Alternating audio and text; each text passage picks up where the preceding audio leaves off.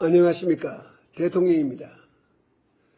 근래 저는 많은 분들을 직접 만나 이야기를 듣고 있습니다. 또한 청와대 홈페이지를 통한 의견도 열심히 보고 있습니다. 오늘은 홈페이지에 올라온 의견들에 대해서 잠시 말씀드릴까 합니다. 많은 분들이 도대체 언제쯤 경제와 생활이 좀 나아지겠냐고 묻습니다. 사실 그것 때문에 제가 가슴이 아프고 또한 마음이 무겁습니다. 지난주 OECD와 IMF는 내년도 우리나라 경제 성장률이 OECD 국가들 가운데 가장 높은 수준이 될 것이라고 발표한 바가 있습니다. 하지만 실제 회복이 이루어지기까지는 시간이 걸릴 것이고 서민 생활이 나아지는 데는 더 많은 시간이 필요할 것 같습니다. 하반기에는 경제를 제궤도에 올리고 서민 생활을 더더욱 열심히 챙길 각오를 하고 있습니다. 정근영 씨를 포함해 많은 분들이 또한 4대강 살리기에 대해서 이름만 바꿔서 대운하를 추진하려는 것이 아니냐고 물으셨습니다. 또 김철우 씨 등 적지 않은 분들은 20조 가까이 들여서 건설사들의 배만 불리는 것이 아니냐고 따지셨습니다. 이런 것들을 읽으며 정말 가슴이 답답했습니다. 정부에 대한 불신의 벽이 너무 높구나 하는 안타까움 때문이었습니다. 이 기회에 분명하게 말씀을 드리겠습니다. 대한민국의 미래를 위해 대운하가 필요하다는 제 믿음에는 지금도 변화가 없습니다. 그것은 정치하기 오래전 민간 기업에 있을 때부터 생각해 왔던 것이고, 실은 1996년 15대 국회 때 당시 정부에 우운하는 꼭 해야 할 사업이라고 제안한 바가 있습니다. 그래서 중심적인 공약으로 내세웠던 것입니다. 그럼에도 불구하고 이 문제가 정치적 쟁점이 되어 국론을 분열시킬 위협이 있었기 때문에 국민적 공감대가 형성되지 않는 한 대운하 사업을 하지 않겠다고 밝힌 바가 있습니다. 사실 대운하의 핵심은 한강과 낙동강을 연결하는 것입니다. 그러나 우리 정부에서는 그 연결할 계획도 갖고 있지 않고 제 임기 내에는 추진하지 않겠습니다.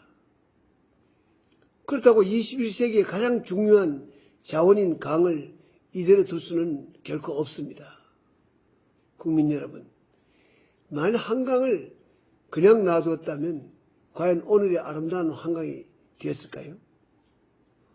잠실과 김포에 보를 세우고 수량을 늘리고 오염원을 차단하고 강 주변을 정비하면서 지금의 한강이 된 것입니다. 요즘 한강에서 모래무지를 비롯해 온갖 물고기들이 잡힌다고 하지 않습니까? 울산의 태화강도 마찬가지입니다. 완전히 죽었던 태화강을 지금 준설해서 물을 풍부하게 하고 환경 친화적으로 강을 정비하고 나니까 이제는 울산에 아주 보물이 되었습니다. 누가 저보고 태화강에서 요즘 수영을 못한다고 하길래 왜 못하냐고 했습니다. 그랬더니 물고기가 너무 많아서 헤엄치기가 참 어렵다고 이야기하길래 우리 모두 함께 웃었습니다. 4대강 살리기도 바로 그런 목적입니다. 지난 5년간 평균을 보면은 연간 홍수 피해가 2조 7천억이고 복구비가 4조 3천억이나 들었습니다.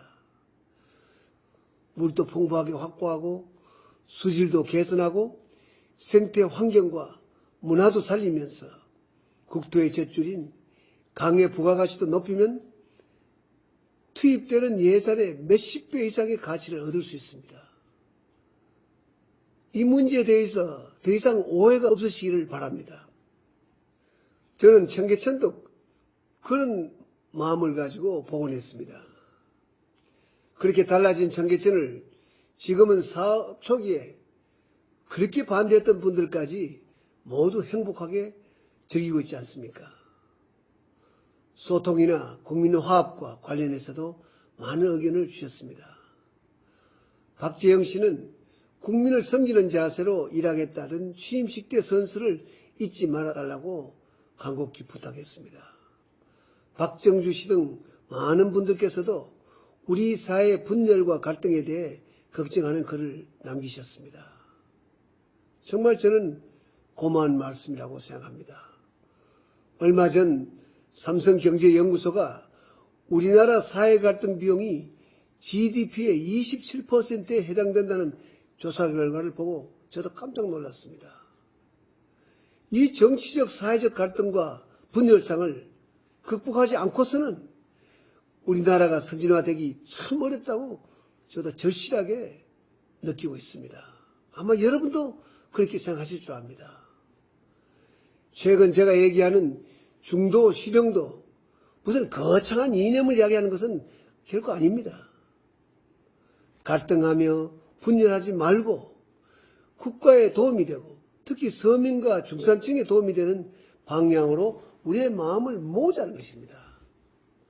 힘겨운 서민 생활에 대해 하소연하신 조민정 씨와 이록 씨 등 많은 분들의 글도 잘 읽었습니다.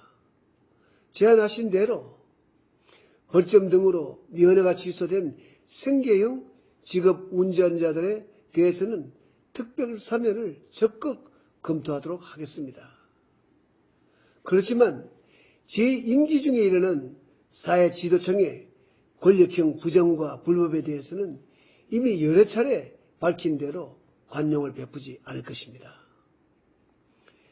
이 밖에도 보육비나 사교육비 걱정을 하지 않아도 되는 나라를 만들어 달라고 하신 송진숙 씨, 서기정 씨 등 많은 분들, 취업준비생의 답답함을 호소하신 김민규 씨, 중동에서 일하던 시절의 가슴 찡한 경험을 일깨워주신 한태규 씨의 글도 잘 읽었습니다. 국민 여러분의 지적과 제안에 대해서 저는 진심으로 감사를 드립니다. 앞으로도 국민 여러분의 소리에 귀를 기울이며 더욱 열심히 하겠다는 약속을 드리겠습니다. 오늘 하루도 좋은 날 되시기 바랍니다. 고맙습니다.